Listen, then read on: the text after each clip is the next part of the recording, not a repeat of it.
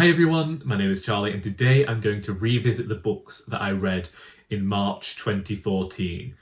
We've now done January and February and I will leave links to those videos in the description. Indeed, oftentimes it seems that I've actually forgotten a lot of the books that I read a decade ago.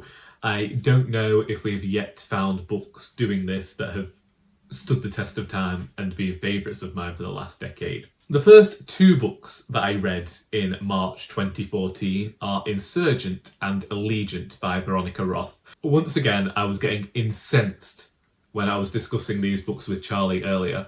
I think that the Divergent series was definitely a series that was of its time.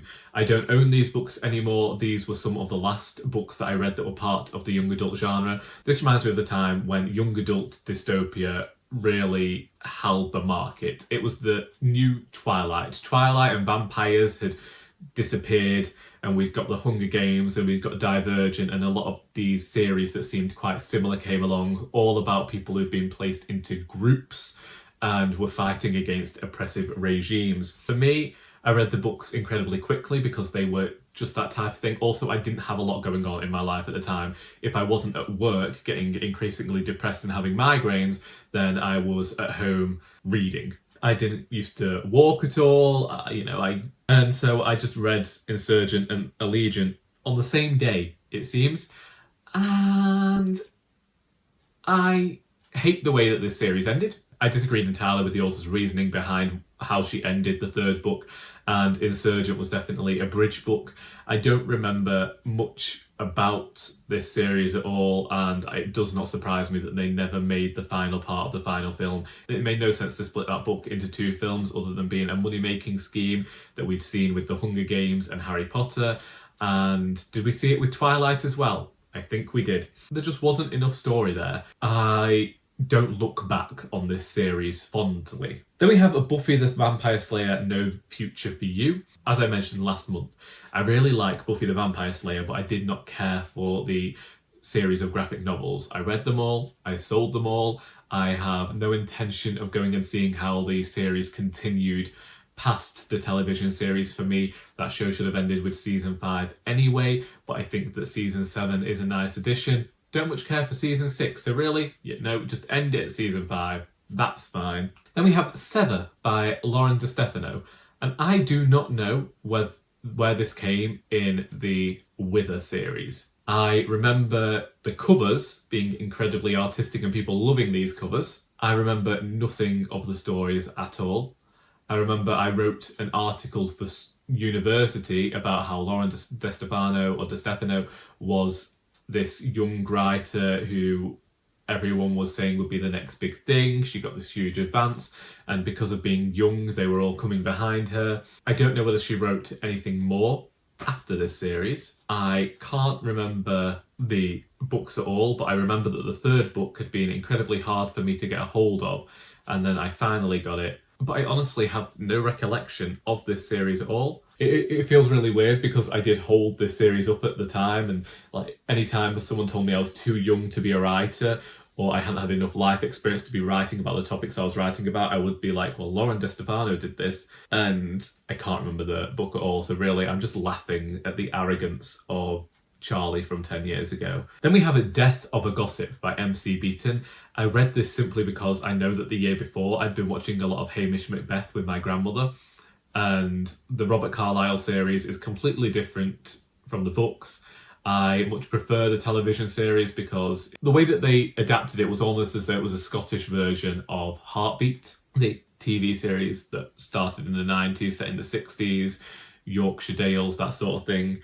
Death of a Gossip, I don't remember it, but I have never had any want to go and read more of Hamish Macbeth. Then we have The Book of Lost Things by, is it John Connolly?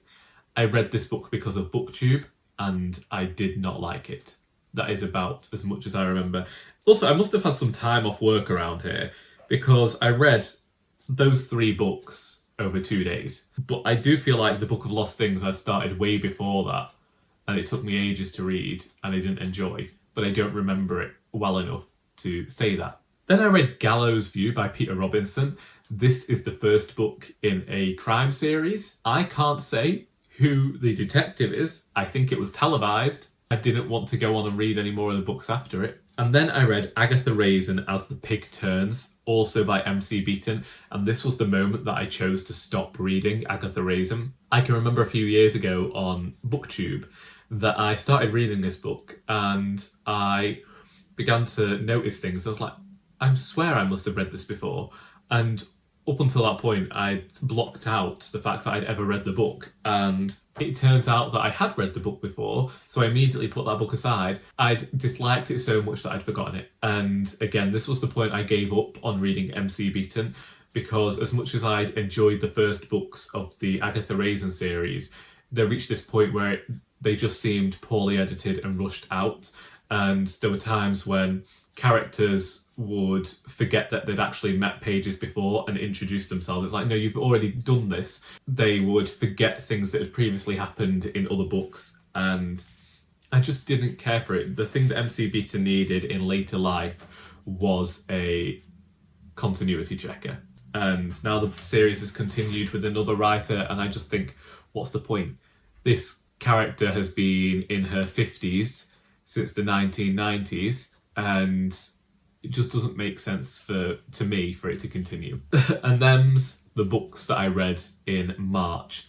I didn't read too many in April, but I will get to that next month. I'm still looking forward to going through this process and seeing whether I find any books that have stood the test of time. It's interesting to look back and see what sort of reader I was a decade ago, because I can guarantee now that I would not read any of those books today. Is that from knowing what sort of reader I am now and what sorts of things I like to see in fiction? Is this because I've become this person who... Is it just because I've grown older and so my tastes have changed? I don't know, but I am enjoying creating these videos and exploring what I was reading 10 years ago. If you've read any of these books and would like to discuss them, maybe I've talked about something that went on to become a favourite of yours, or you look back on fondly as well, do let me know. I hope that you've enjoyed this video, and until next time, that is all.